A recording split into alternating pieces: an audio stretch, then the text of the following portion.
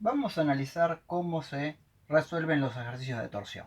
Empecemos por los más sencillos, los que tienen un apoyo en un extremo y en el otro extremo la barra está libre.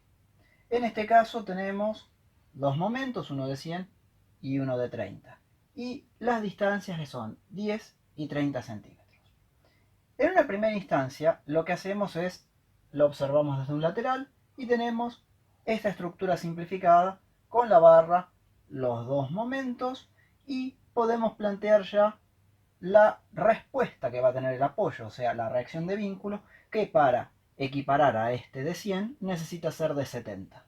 Una vez que tenemos eso, hay que realizar el diagrama de características del momento torsor, que aquí se ve perfectamente debajo. Observen que los valores de momento torsor que sufre cada tramo son 70 para el primero, es decir, para AB, y 30 para el segundo, que es BC. Si yo venía cortando desde el lado derecho, empezaba a ver 30 hasta este punto. Y una vez que lo traspasaba, me encontraba con 30 y 100 y el resultado era 70. En cambio, si empezaba a mirar desde aquí para mi izquierda, encontraba 70 hasta que al pasar de este punto hacia la derecha tenía 70 menos 100, me quedaba una diferencia de 30.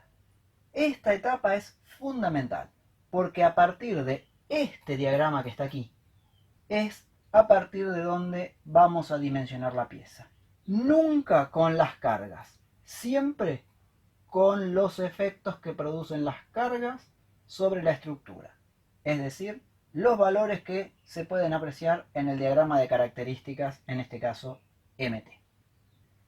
Para el dimensionamiento tenemos esta fórmula de trabajo, donde las tensiones tangenciales son el cociente entre el momento torsor y el módulo resistente polar. Aquí tenemos que hacer algunas aclaraciones. El momento torsor será el momento torsor máximo que surge del diagrama de momentos torsores, del diagrama de características. Nunca de nuestro estado de cargas del planteo, sino del diagrama de características obtenido luego de hallar las reacciones de vínculo. La tensión admisible dependerá del material con el cual quiera trabajar y será nuestro límite de trabajo. Ese valor habitualmente es un dato. Después tenemos el módulo resistente de la sección elegida. Si en nuestro caso tomamos una sección circular llena, tenemos que esta es la fórmula. Pi por r cubo sobre 2, que no es ni más ni menos que el resultado de nuestro momento de inercia polar, que es pi por radio a la cuarta sobre 2, dividido la distancia desde el centro del círculo hasta el borde, que no es ni más ni menos que el radio, con lo cual nos queda esa expresión. En el caso de una sección anular o tubular, la expresión es la que está aquí abajo. Y eso es debido a que sin este radio en el denominador, todo el resto es el momento de inercia polar de un tubo. Después lo dividimos por la distancia de la fibra más alejada desde el baricentro y hasta el exterior de la pieza y tendremos el módulo resistente polar. Aquí también debemos hacer algunas aclaraciones. Si la barra es maciza, con esta fórmula podemos despejar el radio directamente, porque este valor lo sacaremos del diagrama y este dependerá del material elegido y también será un dato. Si dimensionamos a la barra con un tubo y queremos emplear esta fórmula, tenemos dos alternativas. Una de ellas es, tenemos que predefinir cuál es la relación entre los dos radios. Entonces, por ejemplo, que el radio exterior sea un cierto porcentaje más grande que el radio interior. De esa manera me quedará una única incógnita para despejar. No obstante ello, en la realidad lo que se hace es, se emplean tubos estructurales que directamente vienen estandarizados de fábrica. Con lo cual, este valor WP directamente uno lo lee de una tabla como si fuera una tabla de perfiles. Y dependiendo del espesor que tenga la pared de ese tubo estructural, habrá tubos de más o de menos diámetro que son perfectamente compatibles para trabajar en nuestro ejemplo. Si volvemos a nuestro ejercicio, teníamos nuestro diagrama de momentos torsores, la fórmula para dimensionar y de aquí despejamos el módulo resistente polar. En el denominador colocamos la tensión admisible del material, que será un dato del problema. Y una vez que podemos hacer esta cuenta, hay que uniformar las unidades, obviamente, podemos de aquí despejar el radio R. En nuestro caso, era una barra que tenía el mismo diámetro a todo lo largo. Por lo tanto, este valor de MT será este 70 kilograms-centímetros, que era el valor que surgió de nuestro diagrama de características.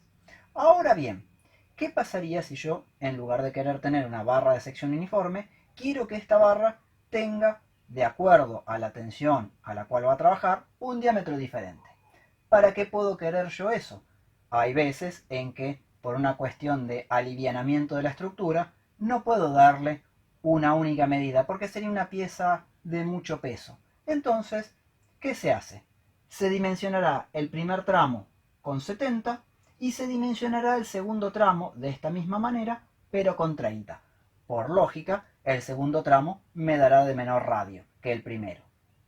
Otra cosa que es muy importante es que una vez que uno despeja el radio, debe remitirse a una tabla de barras estructurales, en nuestro caso eran barras macizas, y de ahí elegir la medida del producto comercial que se puede conseguir, tal cual como uno haría con un perfil laminado del estilo T o del estilo U. ¿Qué hacemos con el radio comercial que sacaremos de una tabla de perfiles? Vamos a calcular dos cosas. Por un lado, el módulo resistente polar comercial, que nos servirá para determinar la tensión de trabajo.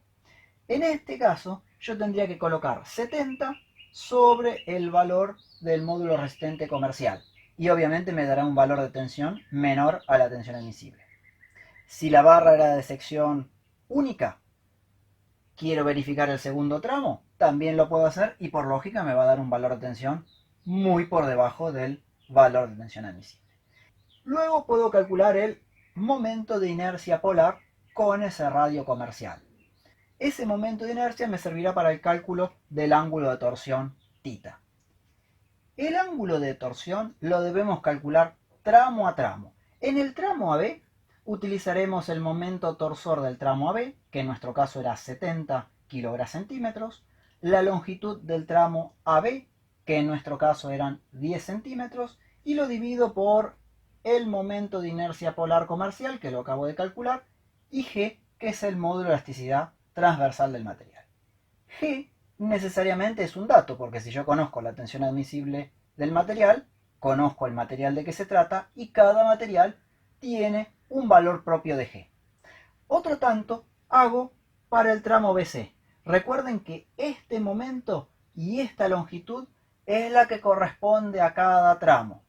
El momento del diagrama de momentos torsores del tramo por la longitud del tramo en la cual este momento está actuando. Según los signos que le habíamos dado nosotros, en el primer tramo teníamos que el momento era negativo, así que nos quedará negativo. Y en el segundo tramo el momento era positivo, que estaba debajo, tenemos un ángulo positivo. Finalmente, el ángulo de torsión entre el extremo empotrado y el extremo libre C es la suma de los ángulos de torsión con los signos correspondientes de cada uno de los tramos. De esta manera tendríamos un ejercicio de torsión completamente resuelto en lo que se refiere al dimensionamiento y a las deformaciones. Si en cambio uno quisiera analizar la distorsión que sufre cada tramo, lo que debemos hacer es, aplicando la ley de Hooke, sacar la tensión de cada tramo, la de trabajo obviamente, que ya lo hicimos en la etapa de dimensionamiento, y dividiéndola por el módulo de elasticidad transversal, tendremos la distorsión que corresponde a cada tramo. Las distorsiones gamma son las que se pueden apreciar en la periferia del cilindro, mientras que los ángulos de torsión absolutos se pueden observar en cada una de las secciones transversales de la pieza. De esta manera podemos terminar el dimensionamiento y la deformación de una pieza sometida a torsión pura. Es necesario recordar que la torsión que estamos explicando es torsión del tipo estático, es decir, no se trata de un eje que está rodando, sino de una pieza que está torsionada estáticamente.